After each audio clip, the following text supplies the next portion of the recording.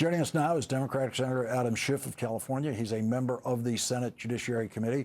Senator, you have heard the plan, ICE surrounding the polls. What can be done about it? Well, this is Steve Bannon speaking the plain truth about their intentions, which is Donald Trump will be your tin pot dictator if you let him. It is our plan to make sure there is not a free and fair election. We're going to resort to taking ballot boxes in Fulton County, Georgia, or the last election. We just learned that Tulsi Gabbard oversaw some kind of a law enforcement operation in Puerto Rico that seized voting machines and data. The DNI, the Director of National Intelligence, has no election remit in terms of domestic law enforcement. But we are seeing a concerted effort to try to overturn what they expect will be a very unfavorable election against them. So we are doing everything possible to prepare. Of course, we will litigate. Of course, we will do everything possible to prevent Trump from deploying essentially the palace guard to polling places. This is what tin pot dictators do. But in addition to litigation, we're developing legislative strategies. It will also, I think, most importantly, mean that we have to mobilize people to turn out in such high numbers to so overwhelm the elections in the sense of winning them overwhelmingly, that they're not close, that there's no opportunity to contest them. That's really our best protection, is just a massive turnout operation to make sure they lose, and they lose handily, because we can see, and they are telling us, they intend to try to cheat. So Senate Democrats are currently in a negotiation with the Republican Majority Leader and with Donald Trump over future funding of ICE. Wouldn't it be demand number one in the Democratic Senate negotiating position, no ICE at polling places? I think, and we just got the list that the leadership put out that Senator Schumer sent to Leader Thune and the Speaker. Part of, I think, what we're demanding in this is that there be no ICE presence at sensitive locations, like voting places, like schools, like churches. So that certainly is a very important element. In terms of the most important element, I would definitely rank protecting our elections, the ultimate safeguard in a constitutional democracy, as a very, very top priority. But we also have to end these deadly sweeps. We have to end the deadly use of force.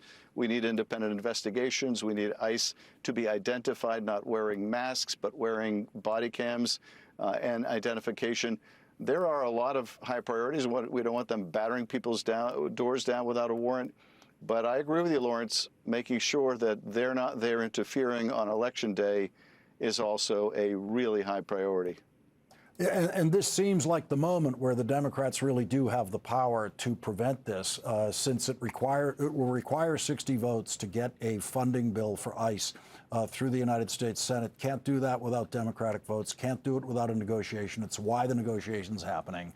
And if the Democrats' number one position in this is no ICE at polling places, then ICE will basically be the subject of a government shutdown, or Donald Trump will have to agree to that demand. Well, we're going to maximize the use of our bargaining position in every way. And we have to obviously look out for other contingencies. Even if we are successful in banning ICE from being present at polling places, that won't necessarily stop Donald Trump from deploying the military or deploying other law enforcement agencies. We're going to have to do what we did basically in the run-up to the 2020 election, which is try to anticipate all of the illegality, all of the efforts to suppress the vote, all of the efforts to overturn the vote that may take place during, before, and after the midterms. This is something I discussed with leadership again just today on the Senate floor. So we are gearing up and we are preparing, but hearing Steve Bannon make these claims, hearing Speaker Johnson cast doubt on the elections, and what a shameful thing, Lawrence, we heard from him yesterday when he was saying that, well, in California, we have House Republican candidates who are ahead on Election Day and fall behind every time there's a new round of absentee ballots. Just shameful to suggest, well, that's inherently fraudulent. And he goes on to say, well, I can't prove any of this. But people are doubting our elections. Well, of course they're doubting them when people like the Speaker are pushing out lies, when the President is pushing out lies, when Steve Bannon is pushing out lies, and when they've got their media amplifiers to amplify those lies. And of course, California is a pioneer in mail-in voting, has massive mail-in voting, which means that the mail-in votes are counted later than the votes that are cast on that day. Everybody in politics knows this. Everyone knows how to watch those election returns. Speaker Johnson, pure lying about that. Senator Adam Schiff, thank you very much for joining us tonight. Thanks, Lawrence.